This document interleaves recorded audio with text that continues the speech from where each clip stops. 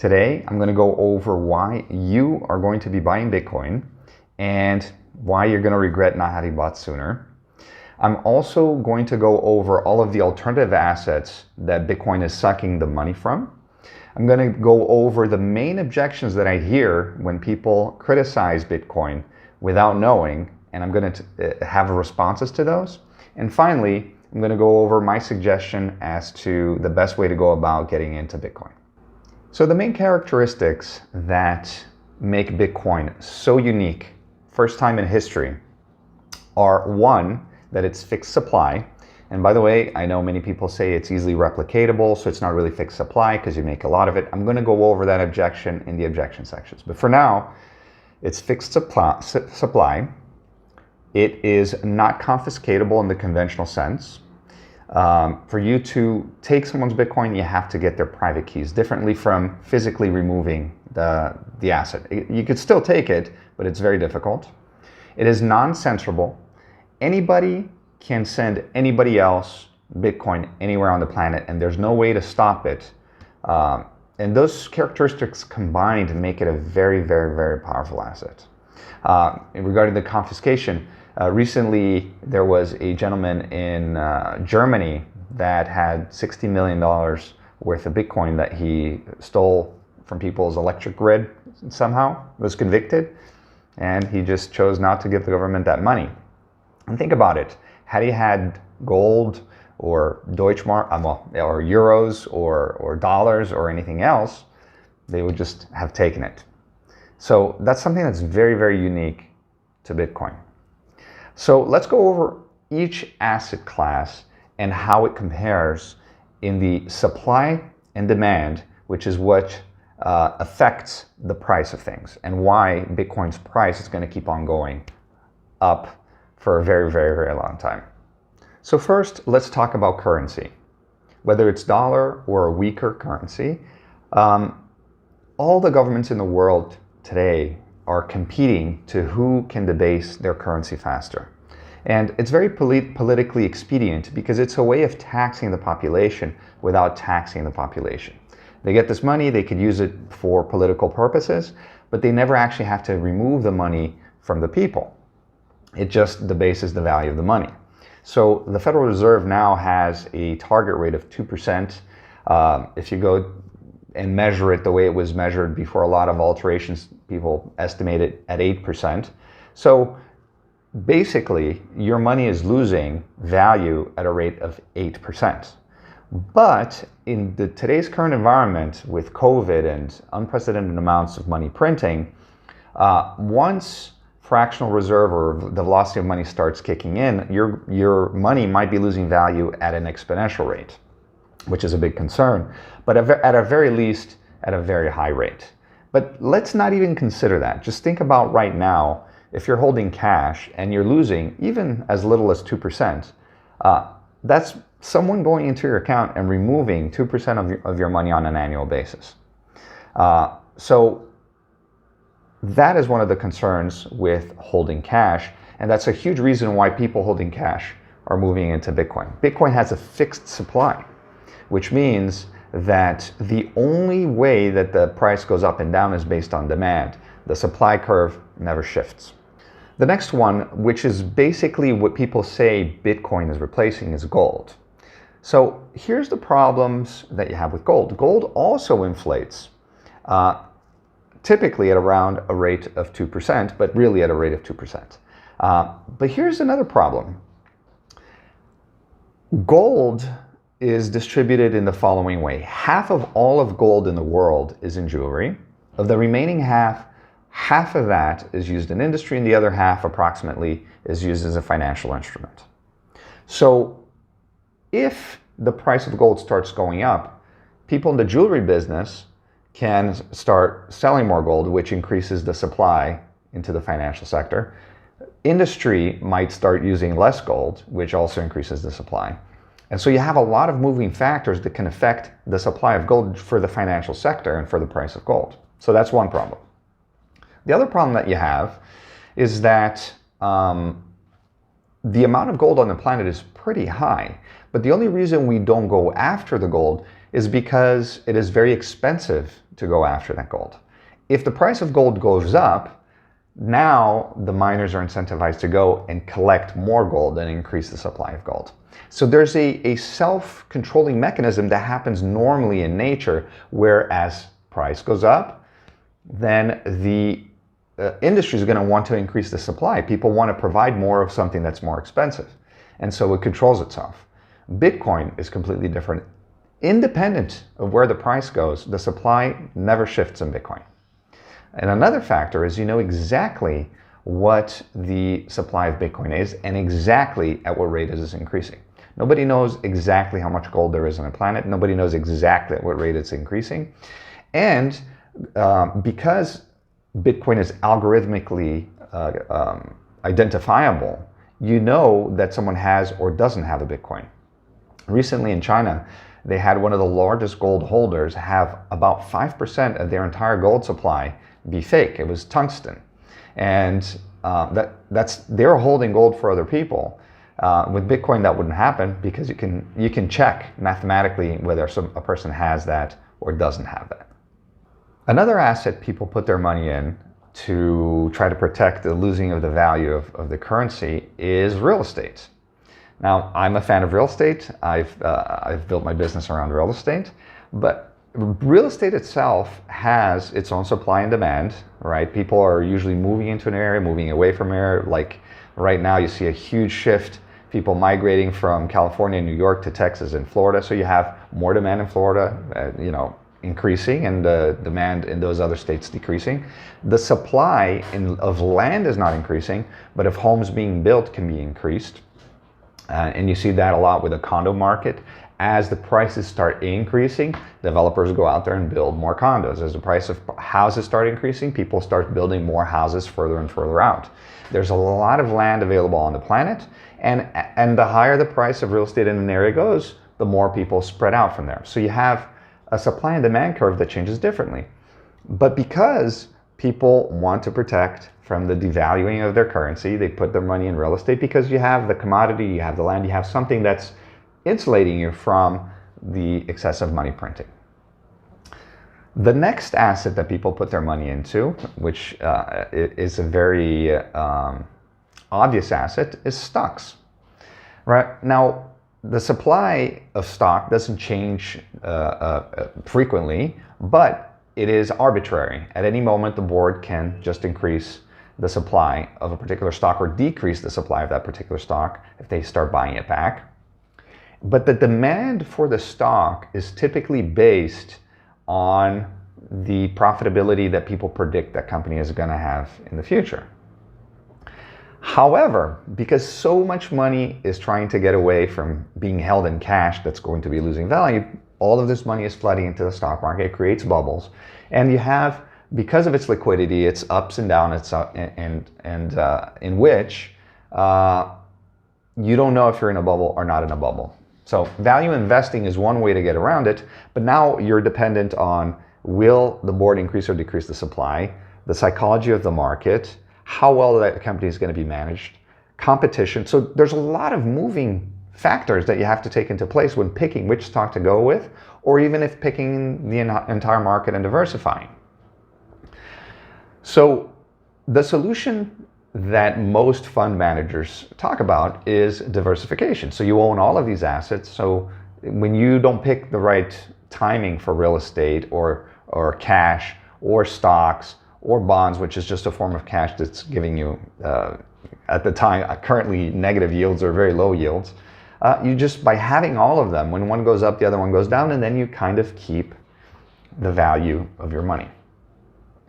But here's where Bitcoin beats all of that. By having a fixed supply, what happens is when people buy into this and create the bubbles that are created in Bitcoin, that are created approximately every 4 years, it brings in a lot of people into the Bitcoin ecosystem.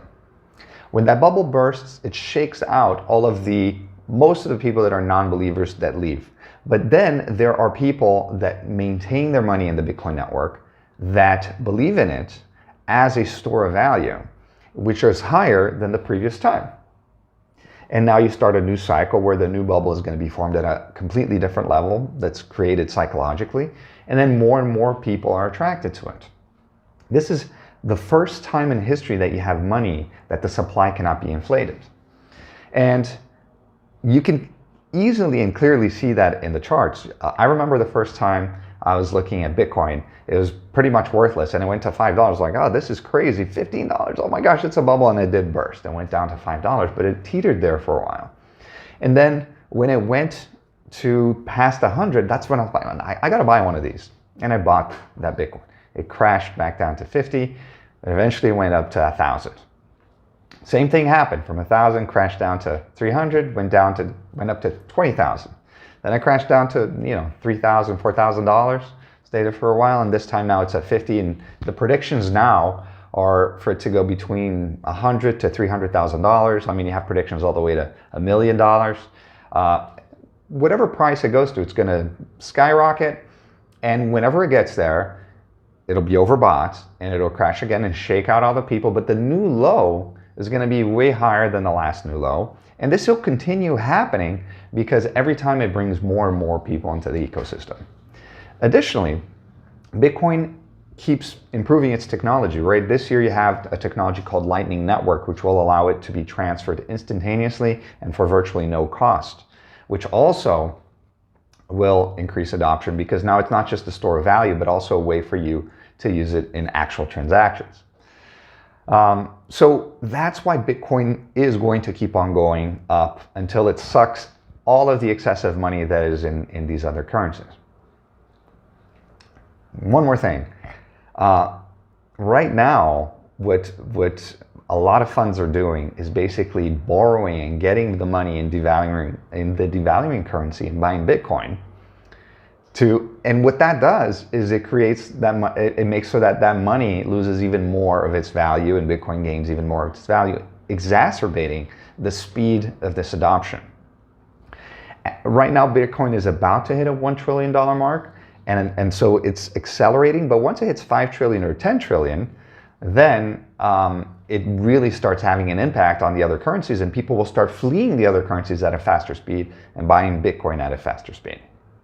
So now let me go over the main objections that people have and why I think that they're mistaken by having these objections. So the first is that Bitcoin can be easily replicated. So the breakthrough of Bitcoin is specifically that it is open source. Everybody can see the code and anybody can do this code. And it's been done. They're called forks. People get the exact same code and do another Bitcoin. But there's a reason why this can't be done. Because the genie's out of the bottle. What makes Bitcoin so valuable is a combination of factors. One, the way it was created was without any particular entity. There was no company creating that particular coin. And people were organically adopting it and mining it to support the system.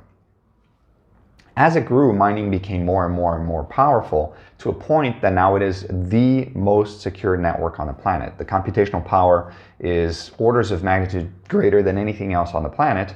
And so it's very, very, very, very secure.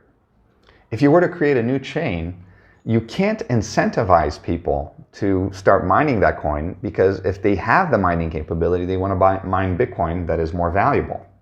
So Bitcoin just sucks all of the miners away from these other coins to itself. There's been hundreds of forks in Bitcoin, and all of them started out at a certain value and just dropped like a rock. There's a few that survive that are worth a fraction of what Bitcoin is worth, all alterations. And so those can't be replacing Bitcoin because Bitcoin happened in a very specific process. One of the things that I was thinking is, there are many ways to improve Bitcoin. I could do this to make it go faster, or I could do this for it to be cheaper and consume less energy, which are a lot of solutions people have come up with. But here's the problem. The moment you want to do this, you have to come up with funding. If you're going to come up with funding, you're going to typically allocate a percentage of coins to these people that control it. The company is going to control it. All of these things are very, very difficult to solve. If you start a brand new Bitcoin from scratch, the exact same way that Bitcoin started, you can't, because people will hack it from the beginning because they know what it can become. If you start it differently by having a corporation or getting funding, then people don't trust it because that funding can alter it. So if you think that Bitcoin can be replicated, think about it. Right now it's worth $1 trillion. Try to think of creating a coin that would replace it, and you'll see very rapidly, when you're trying to create something that's better and then that would compete, that it can't be done. So that's a great thought process for you to see that it is not very replicatable. It's not replicatable, actually. The second objection that I hear a lot is governments will outlaw it. Well, I legitimately think that was a good objection for a while. Now that the asset is worth close to $1 trillion, about $50,000 of Bitcoin, and you have JP Morgan now is going to be a custodian. You have all of the gigantic family offices. You have now banks in other countries adopting it. You have the city of Miami Beach who's going to be adopting it. You're already at a point where two things are the case. One, that it'd be very, very, very difficult for the US government to ban it, both for the reasons that people wouldn't support it, and people with a lot of money and power over US government wouldn't support it because they don't want to lose their money. And the second is electoral power. There's enough people with Bitcoin that it would be exercised over the US government not to ban it. And we've had experiences of many countries that have tried banning it, among them Venezuela and Iran and Nigeria and currently India. And the process has been pretty much the same every time. These countries have failing currencies. People start fleeing to Bitcoin, and the country makes Bitcoin illegal.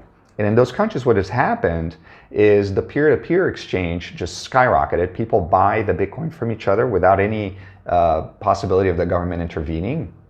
And people just have it illegally. And then eventually the government reverts back and just tries to allow it and try to put some regulation on the on and off ramps. So that's what's happened every single time. And I don't see that changing for the same reasons that we were talking before. Not having access to the asset that's going to become one of the most valuable assets on the planet is just shooting themselves on the foot. The other objection that I get is volatility. Oh, but this goes up and down and it's crazy. Well, it has pretty much a cycle of 4 years. And in this cycle is pretty much 1 year in which it drops. These drops have been 80 to 85% from the top to the bottom. So you have about 1 year of an 85% drop. And then you have about a 3-year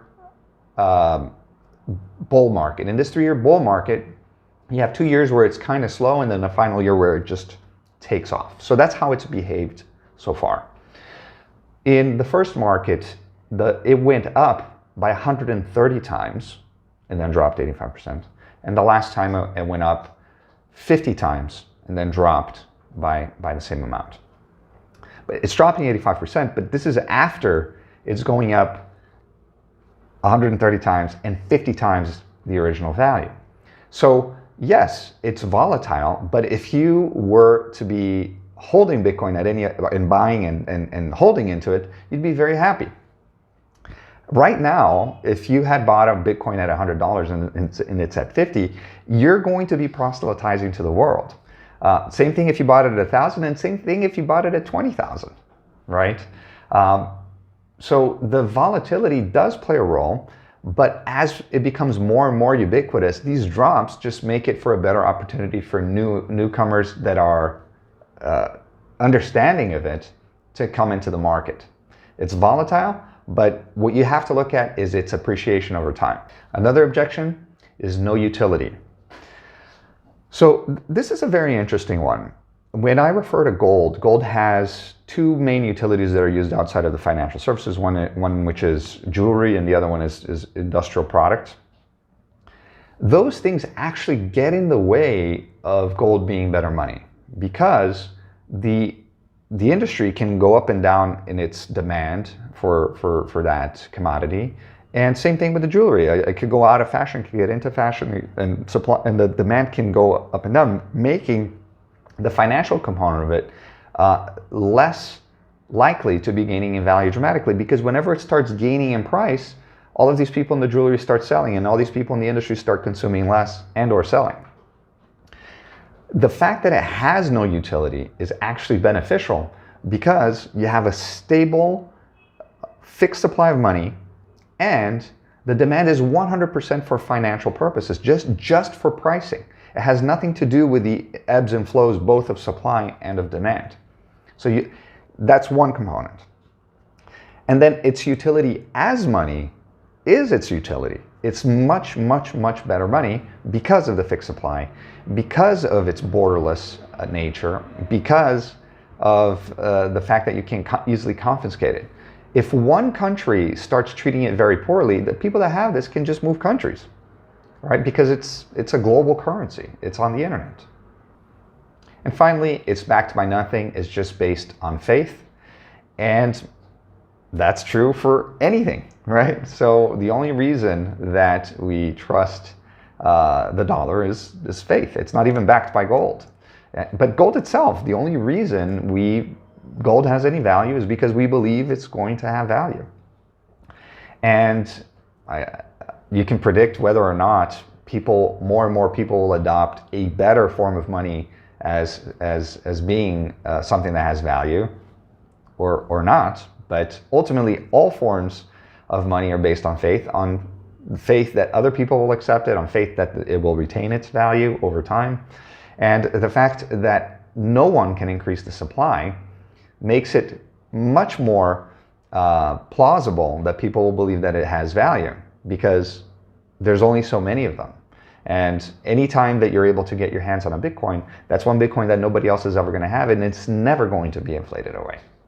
Okay, so now I'm going to go into how you can invest in Bitcoin. Again, this is not financial advice, it's just how I see it. And basically, the way you should look at it is that Bitcoin has its inflation rate cut every 4 years. It's called the halving. And it'll halve all the way till it doesn't have, it's not cut in half anymore in the year 2040. That's when the last Bitcoin will be finished being made, of a total supply of 21 million. These halvings affect the price of Bitcoin because the miners that are creating these coins by maintaining the network get these coins and sell it on the market to pay for their electricity. So when they're paid less, they have less coins to sell into the market, which reduces the amount of available supply, therefore putting in pressure for the price to go up, which creates these 4-year cycles. Instead of trying to time these cycles, one of the best things you could do is just every single month put a same amount of money into Bitcoin and start what's called dollar cost averaging.